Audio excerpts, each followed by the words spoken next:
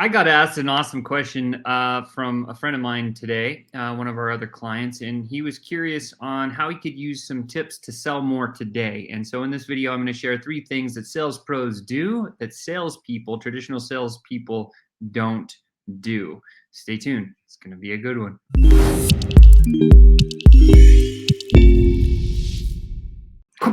What's up, FlowChat Connector? Make sure and subscribe to this channel, mash that thumbs up, and share this out to other traditional salespeople that are trying to become sales pros, because that's my mission on earth, is to help the traditional salesperson become way better at sales. So in today's video, I got a great question from Paul, and he asked this. He said, Sean, what are some basics I can use today that will increase my closing percentage? And I don't think it's some things that he can do today, but rather some things that he should avoid doing, which is way, way easier. And so let's bring up these and dive into where we're going to go, because these are 3 things that sales pros do that salespeople don't. And again, big differentiator between the regular salesperson, like a traditional salesperson, and a sales professional, right? So these are the 3 things that sales pros do that sales people don't do. And so if you want to use some actionable steps today, this is where we should go.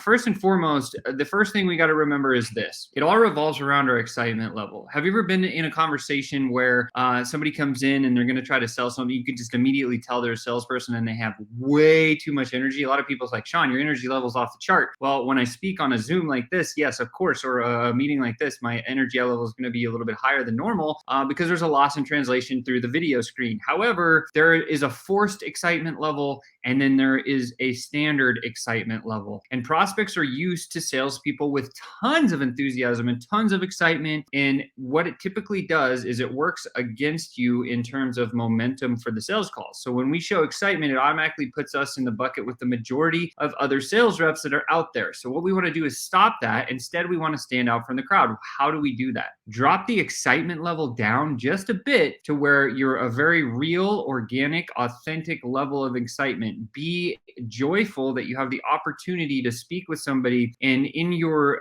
process, because you have repetition, you don't have to be overexcited. A lot of people that only get 1 or 2 book calls a week or something like that, they go into these calls with the wrong level of excitement because they're like, I got to act to get the deal closed. Well, you don't have to act to get the deal closed. You just have to be a real person. So dropping your excitement level from like, oh my God, you got to buy this stuff. It's all awesome, blah, blah, blah, whatever. Don't do that. Rather say, hey, like, it's really awesome to see you today. How's things going? Difference in it's very micro difference, but when you drop your excitement level just down to being a realistic, real person, don't be drum and sad and dull and boring. Like, that's not good. But you don't want to be like over the moon, right? So find that excitement level where it resonates the most. And typically the best way to do this is in the first 90 seconds of your sales conversation, just mirror and match what the person is, the level of energy and excitement that person has across the screen from you, or across the table from you, across the phone from you, because in turn, that's going to automatically subconsciously lower their filters of like buyer's resistance and get you to buyer acceptance is where we're trying to go. So step 1 is just drop your excitement level a little bit when you're talking in the sales conversations. It's better to be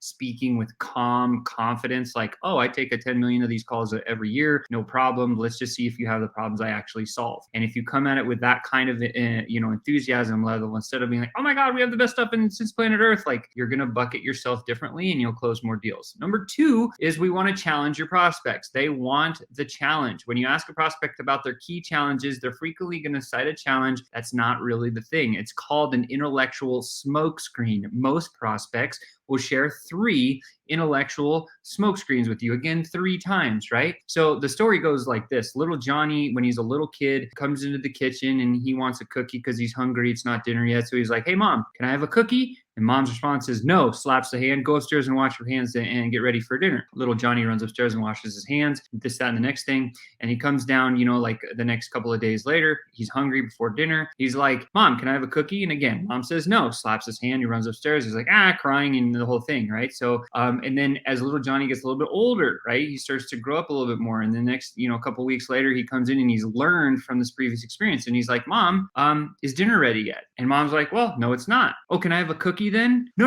Run upstairs and get your hands washed and come down for dinner. So little Johnny's like, dang it still didn't work, right? And it's like, then the next time he comes back, little Johnny comes back. He's like, Mom, I'm kind of hungry. Oh, we're gonna have dinner soon. Okay, when is dinner gonna be ready? It's not gonna be ready for another hour. Hey, can I have a cookie? cookie? Okay, you can have a cookie, but you got to go wash your hands up first, right? So what happens is over time, everybody is built the same pattern. Like you can ask a million people, this is kind of how everyone learns, is they eventually learn through trial by fire and trial by getting kicked in the gonads, if you will. And so little Johnny now grows up and now he's married, it's John now, and he comes in and he wants to go play poker with the boys, right? And he doesn't know if his wife is going to have a video or a movie or something that they can do. So he comes in and he says, hey honey, do we have plans on Friday night? No, not yet. Okay, well, cool. I was thinking about maybe possibly hanging out with the boys. Is that something that you think we can do? Well, we were thinking about this movie. Yeah, but I don't want to go see this movie. Okay, cool. Is it cool if I go hang out with the boys? That's the third intellectual smokescreen. And that conversation was geared and designed and built because little Johnny grew up into John and his mom trained him with all of these things. So what happens is now he's like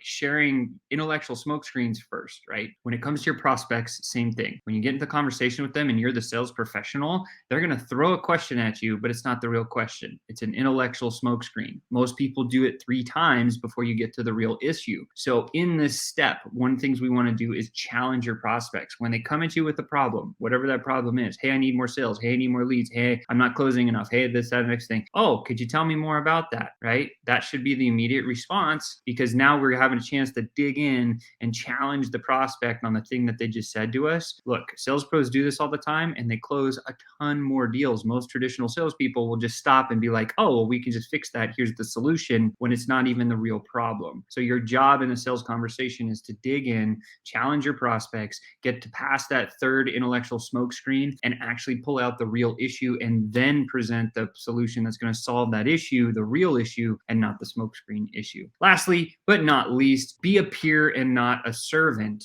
right? Nobody wants a yes man. You can ask any professional CEO out there. He's like, I hate the yes men. I love the people that will come in and they will talk with me and they will actually, like almost argue about things that I've decided to try to do. I love seeing different viewpoints, right? So not necessarily argue or anything like that. You don't want but your prospects don't want to be served. They want to interact with somebody who can have a rational, real conversation. And even if they're a CEO and your title is like sales rep or something, you need to behave as if you're a peer, as if you're already a CEO. Doesn't mean being disrespectful or flippant, of course. Be someone they can look in the eye and feel a real connection with, right? Talk about things that are real in your life. Talk about things that are real in their life. Try to sit in their shoes for a minute, have those types of conversations instead of saying, yes, I'll do that. Yes, I'll do that. Yes, I'll do that. If you become a yes person, yes woman, yes man, you're not going to close as many deals as if you were just acting as a peer. So today, those are the 3 things that you can put in your business today. Again, very simply, drop your excitement level a little bit. Number 1, challenge your prospects. Number 2, and be a peer, not a servant. Number 3. Hopefully that helps for you today. You've just been tuned up. Hope that was valuable. I know it really helped me in my career and in my sales abilities. So with that said, you've just been tuned up, and I can't wait to see you next time.